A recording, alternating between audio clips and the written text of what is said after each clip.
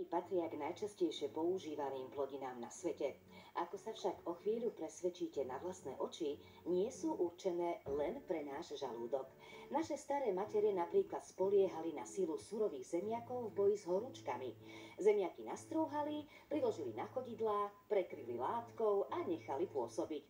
Nastrúhaný surový zemiak s trochou šťavy, zabalený do vreckovky, používali aj pri bolesti zubov alebo zapálených ťasnách. Zo surových zemiakov si môžeme pripraviť aj vitamínovú bombu pre našu pleť.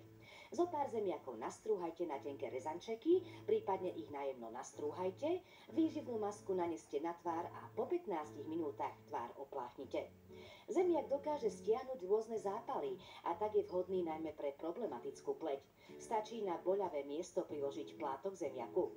Pomocou zemiakových plátkov však dokážete odohnať aj čierne kruhy pod očami. Nápomocný však dokáže byť zemiak aj vo varenom stave. Pasta vyrobená z uvarených zemiakov a pšeničnej múky dokáže vraj ulahodiť popraskanej, suchej či drsnej pokožke na rukách. Uvarené zemiaky sú však veľkým pomocníkom napríklad aj pri bolestiach hrdla.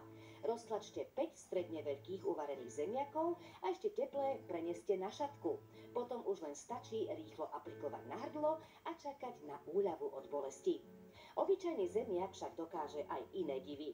Napríklad vyčistiť príbor. Povarte ho niekoľko minút spolu so zemiakmi v hrnci a potom pretrite bavlnenou handričkou. Bude sa krásne lesknúť.